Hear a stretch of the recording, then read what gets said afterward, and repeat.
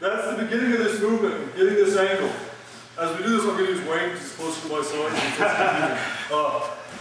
As we do that, we're in here. I come in, I try and tip the arm, or I try and break the arm, and come out to here. Once I'm here on his arm, this is what in wrestling is called 2-on-1. We have a lot of variations on this in the historical manuals. Turn this way a little bit so you can see. So, the big thing here is, in the combat wrestling, I'm going to break his elbow from here. In training here today, we want to try and avoid breaking people's elbows. Try. So we're going to talk about how it happens, and we're going to try and do the setup compliantly, but we're not going to actually break anyone's elbow today. Agreed? Okay. So, what we do to break the elbow is put pressure right above the point of the elbow and hyperextend the arm. There are 3 basic grips that we see in the manuals. There's one where I'm going to roll his elbow up and bring my arm over. This one you see also in judo and in classical jiu-jitsu. This one's really powerful. If I drop, I can put all my body weight, my armpit, down onto that elbow and really mess him up. Not my personal favorite because it's dependent on me rolling his elbow like that, which I find hard to do and hard to hold from here. And I always prefer something that has a continuum of force between horribly breaking his elbow and threatening to horribly break his elbow. So if I'm here, I say, I'll get you if you don't stop resisting, and he points his thumb at the ceiling. Now I don't have his elbow anymore. So that one's really powerful, but that one's best for the combat application, where you come in, boom, hard and fast. We're not going to do it hard and fast today. Another, I'm going to put my palm on his elbow. That makes it really easy to roll and control his elbow. As he tries to get out, he's likely going to roll this way, which can create problems, but it also provides opportunities. Let's stand up.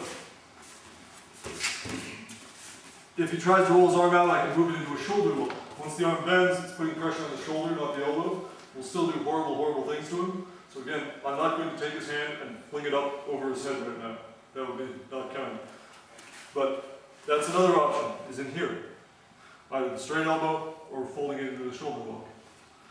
The third option, which is the one you see most in modern sportive wrestling because it's the safest in terms of avoiding horribly injuring his elbow, and it's also the most secure in terms of stopping him from getting away, is for me to come in under here with an underhook. I'm hooking under his arm, above the elbow. What this does is, even if he rolls his thumb like that and I can't get his elbow anymore, he can't get his arm back.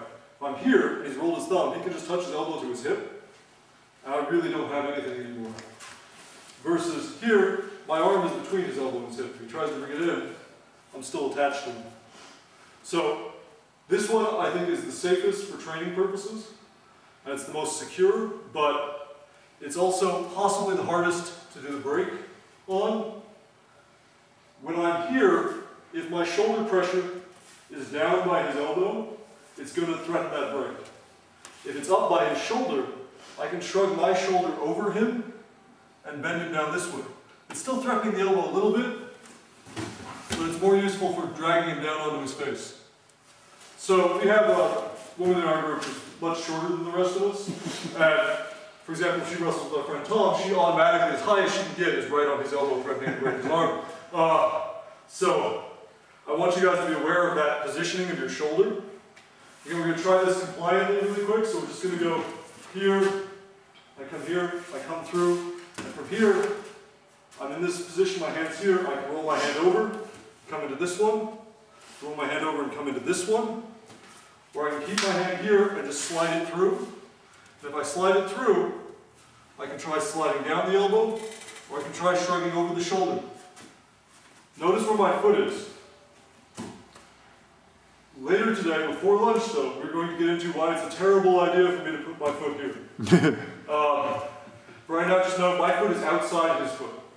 And as I shrug over his shoulder, I'm going to circle away. And that's what's going to bring him down.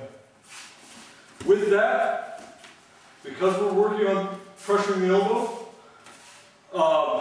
general rule in submission grappling, if you feel like your elbow is going to explode, you tap on the other person like that, or you say the word tap, or you stomp on the ground, or you scream in pain. If you do 2 out of the 3, you win. I want everybody to be safe with that. So, if Wayne's stretching my elbow, I'm going to go tap. If I can't reach him, I'm just going to say tap, tap. And he's going to stop, as opposed to continuing and exploding my elbow all over the mat.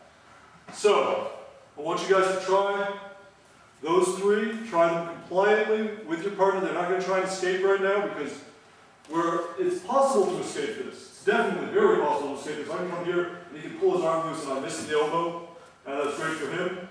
But it's also possible for me to be here and he thinks he can pull his arm loose and he pops his own elbow. So we want to avoid that.